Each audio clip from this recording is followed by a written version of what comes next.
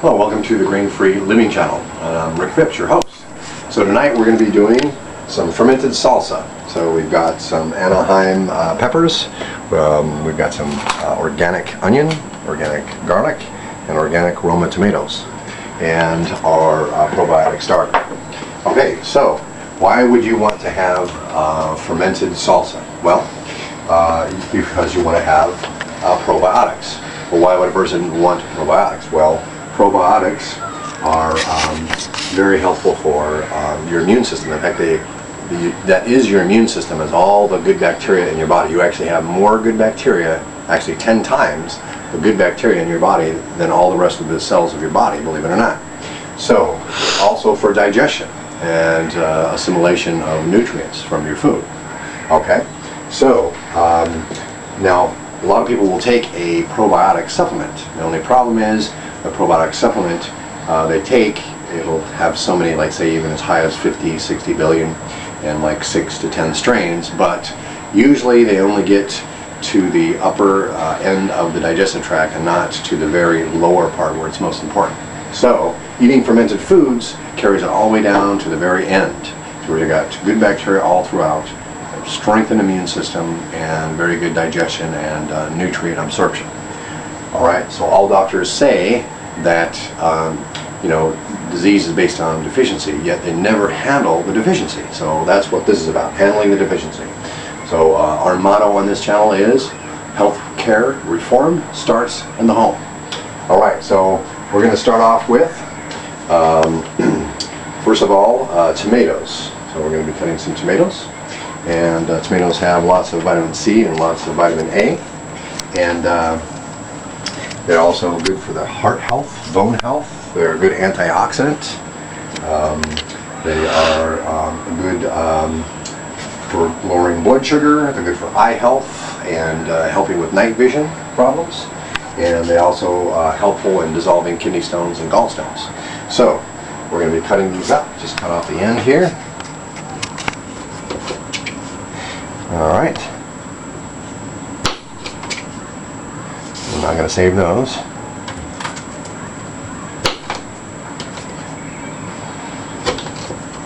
So I'm just going to be slicing these. Later I'll be doing the onions and the peppers in my little juice man.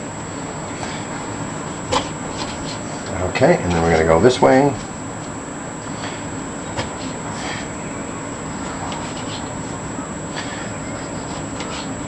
All right, like so. All right, this is the first batch. Okay, so I'm going to look at something here.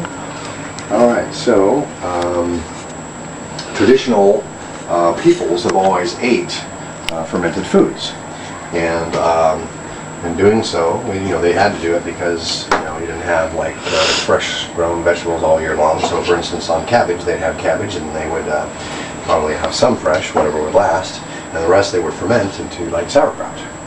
So like I said, one batch of fermented food has trillions of good bacteria, which is a lot more than your supplements of probiotics. All right.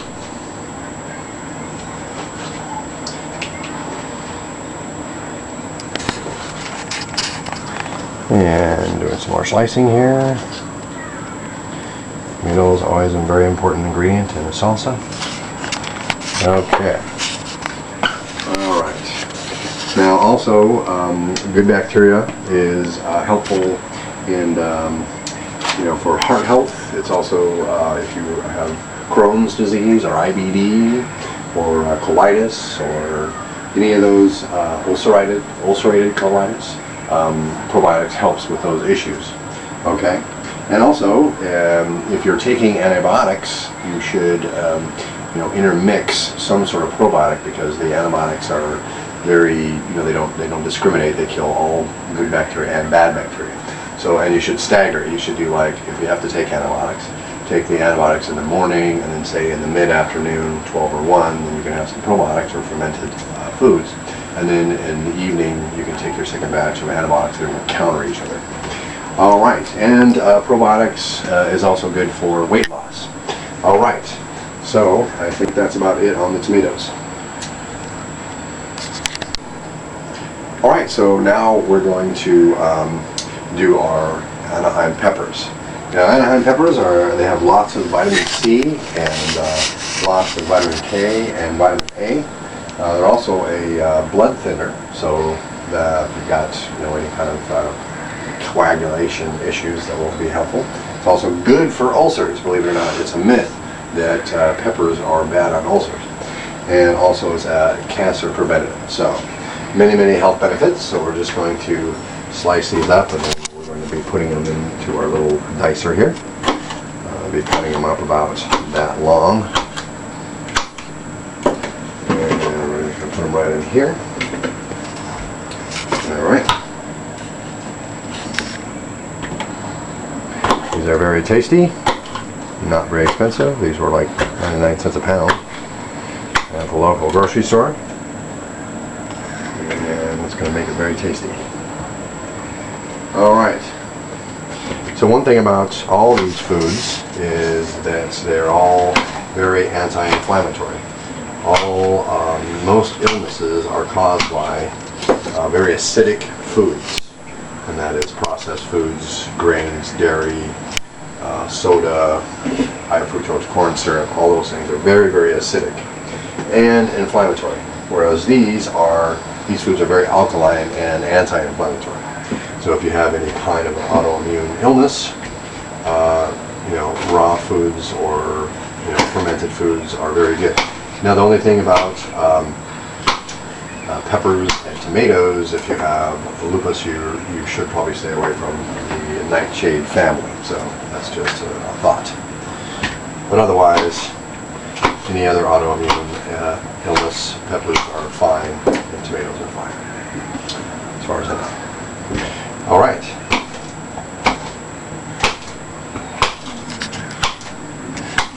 One thing to always try to get organic vegetables, because if you don't, you're going to end up with genetically modified organisms, which can have insecticide built right into their structure. Genetically structured insecticide. And then because there's bugs that are so resistant to the genetically modified, insecticide inside the plants, now they have to spray them with even stronger chemicals to try to kill the bugs that are now resistant to those chemicals.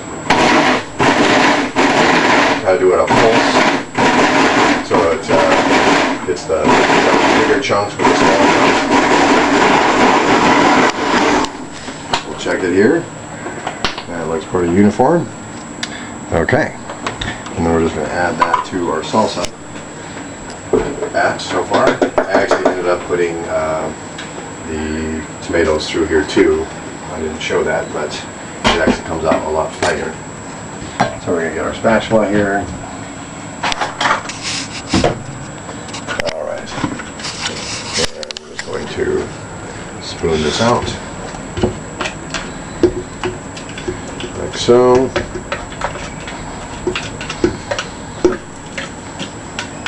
Lots of good green stuff right there.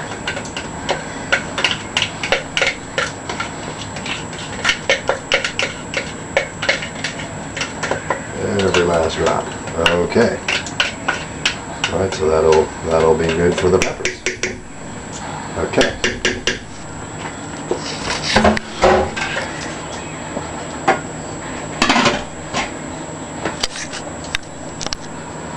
All right, so now we're going to do the onion. First, we're going to talk about some health benefits of the onion. So it's good for regulating blood sugar. It's also it helps improve the absorption of vitamin C. It is a cancer prevention, ulcer prevention. It is also good for the entire cardiovascular system, heart health, and also bone and connective tissue as well. So lots of good benefits to the onion. So here we go. I'm going to slice out the ends here.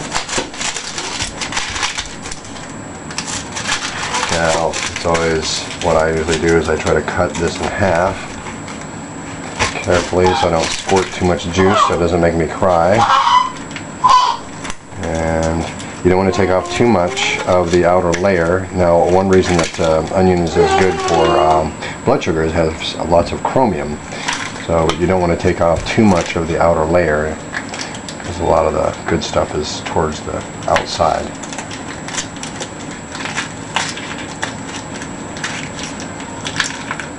Okay. All right. Move these to the side. There. Okay, so now I'm just going to do just a simple cut here,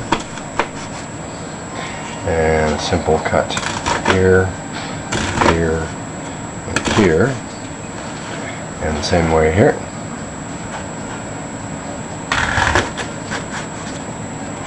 I'm going to get them in there as fast as I can so that I don't start crying. Okay, I'm going to put that right inside of our right here.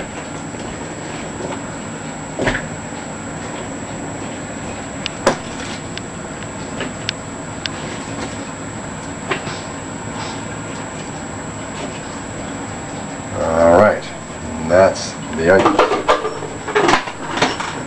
Okay. All right, now we're going to do the garlic. Now, garlic is exceptional. Lots and lots of health benefits. I mean, people buy supplements of garlic all the time for various things. Just for instance, very, very good for the immune system. It's antibacterial, antiviral, antifungal. It's also good for overall cardiovascular health, the arteries, the heart itself. Also, it's an anti-inflammatory and cancer preventative as well.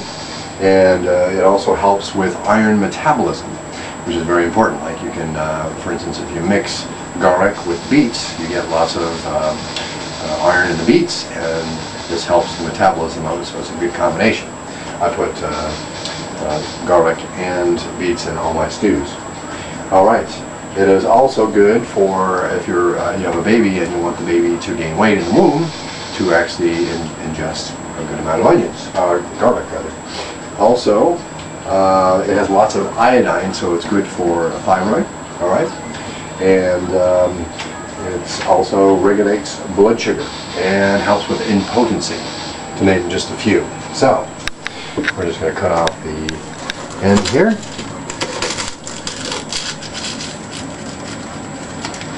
Open the board and the front side.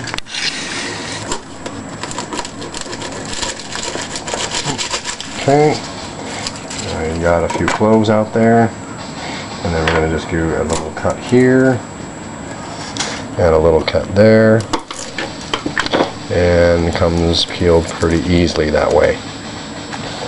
Put up my thing. So here we go, same thing.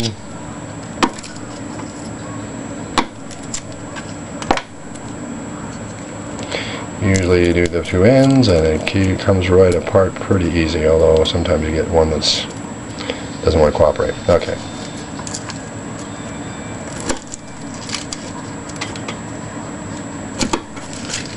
Okay. And there we are. Doing a whole batch of the garlic.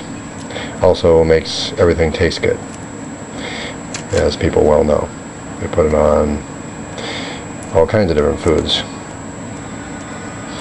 Okay.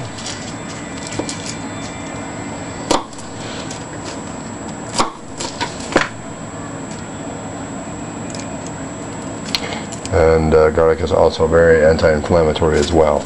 I didn't mention that before.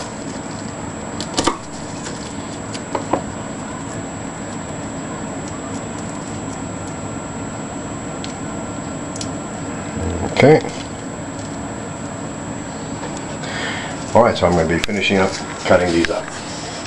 Alright. Okay, so now we've done the onions and the garlic. We're just going to take our Mr. Juice Man here and sort of blend it up here.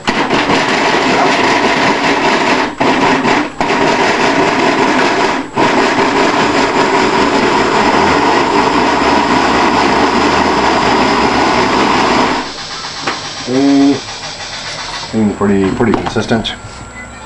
All right. Okay, so that's going to go into our salsa mix. Alright. Let's take out the blade here.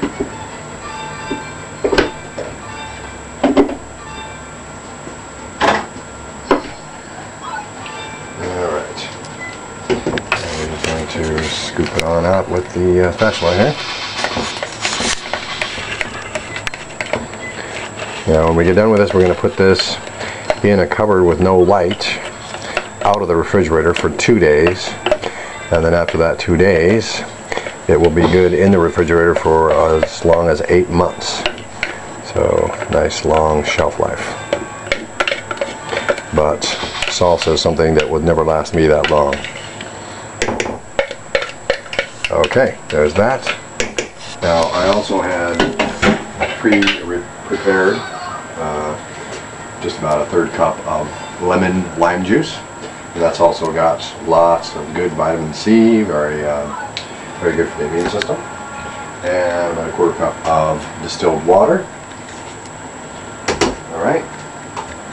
And then we're going to put in our bottle, 1 ounce bottle of a probiotic starter.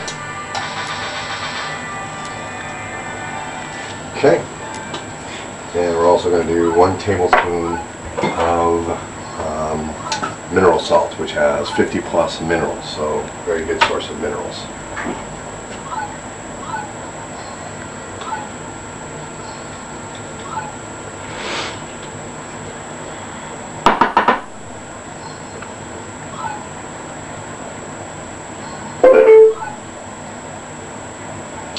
Alright.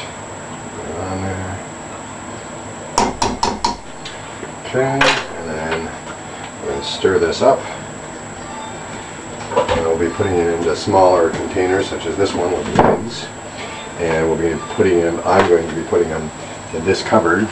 And I'm going to check it each day, stir it, taste it, and each one of them.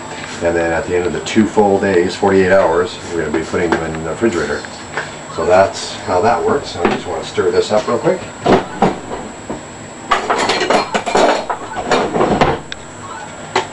Alright, so we get it nice and mixed up.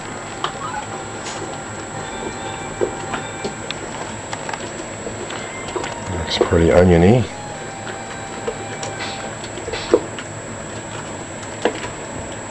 Alright. Nice thick salsa. Nice and spicy. Okay. Okay, so that's it on that. So tune in next time. We're going to be doing some cereal, flax cereal. Show you how to grind up your flax seeds and mix it with some other seeds to make a nice tasty cereal. And then we'll be doing a taste test of our fermented salsa over eggs. One thing to know just before we go is that on fermented vegetables, if you're not used to fermented foods, you should start off like a low amount, like maybe a teaspoon a day for a while until you get used to that, and then you can work your way up to more and more amounts because you will get a die-off, which is good, but if you do too much at once, it could be sure to make you ill. So, alright, so tune in next time for our eggs with salsa on top and our flax cereal. Alright, this is Rick Phipps on Grain-Free Living Channel.